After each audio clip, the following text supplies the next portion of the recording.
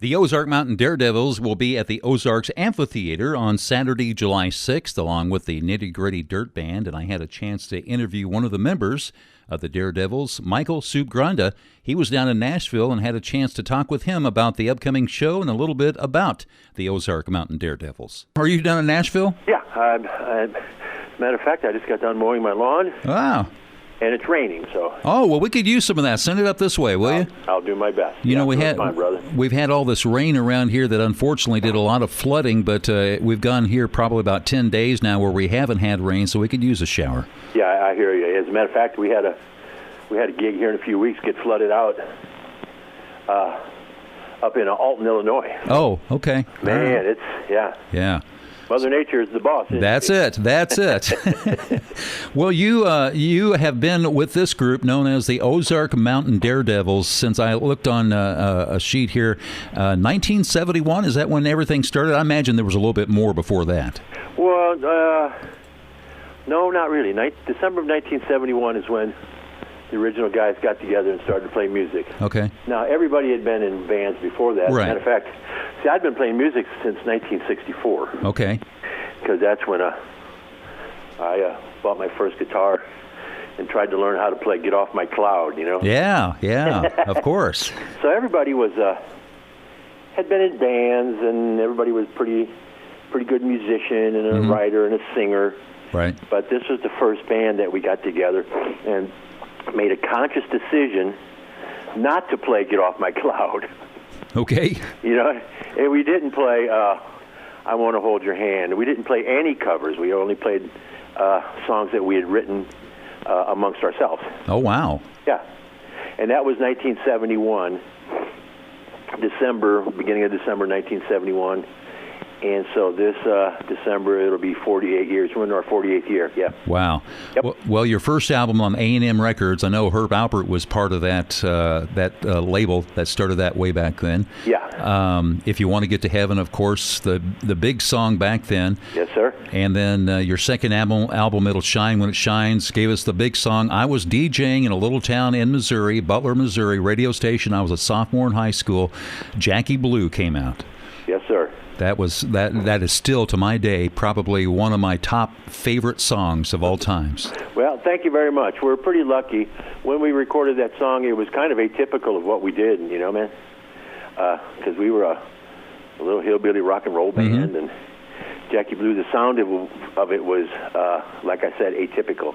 Yeah. But that was kind of went along with our overall philosophy, which was if there was a rock and roll song, we would put rock and roll guitars on it. Mm-hmm. If it was a bluegrass song, we'd put banjo on it. Right.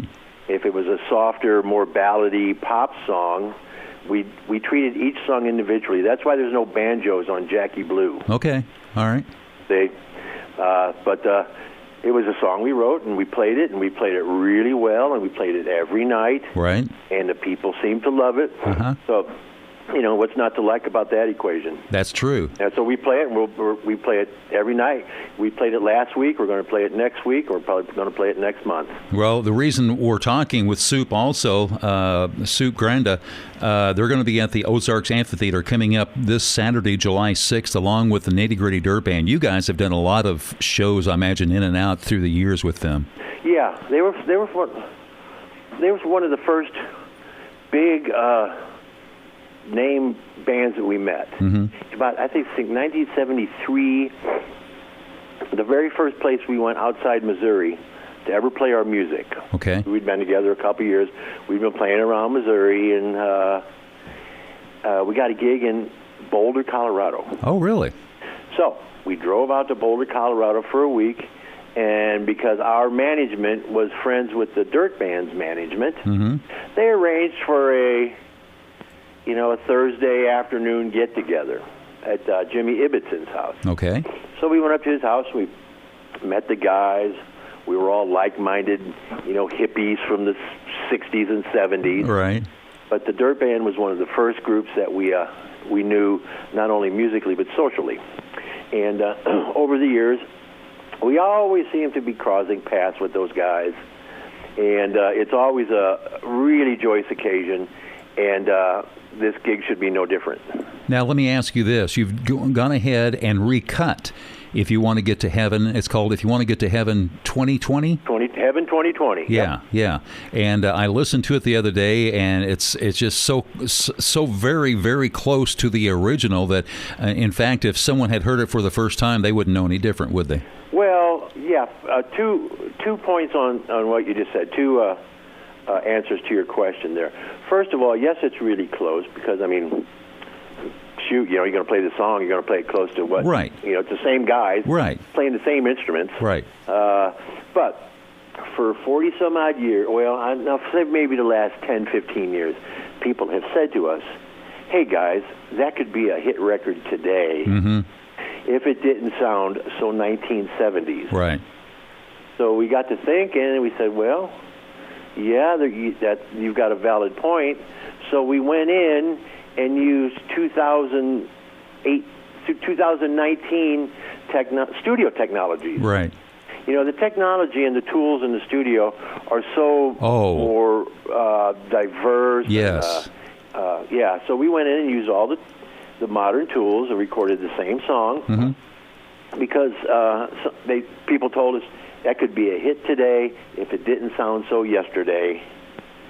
So we went in and recorded yesterday's song today. Well, does that make sense? Yeah. Oh, okay. And of course, back then it was all on tape, so they had to go through and save all the tapes and put all that together and on the multi-track recorders, and now it's all digital. Yeah, correct. So, yeah, that was back then. I mean, it was 2-inch magnetic analog tape. Yeah. It's a lot different. I used to go through, have to splice tape a lot of times at radio stations in my early years. So just for them to go ahead and put all that together had to be a masterpiece. Oh, with the tape and the razor blades. Yes. Yeah. And the little grease pencils and everything. Yeah, and we're not averse to that. Right. I mean, we're not part of the warmth of analog police. Right. Like this would be like giving a carpenter. Says, okay, look, go nail down this huge deck. And there's going to be 1,000 screws. We're going to give you a regular screwdriver, and we're going to give this other guy an electric screwdriver. Yeah. I mean, good God, you'd have to be an idiot not to use it. Exactly, you'd have to be an idiot not to use it. Right.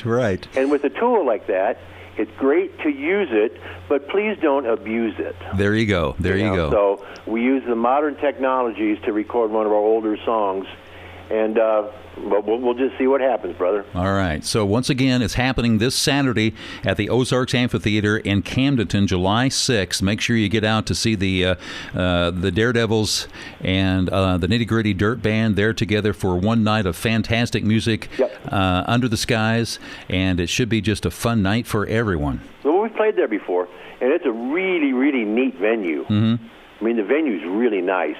And so, we're looking forward to coming back.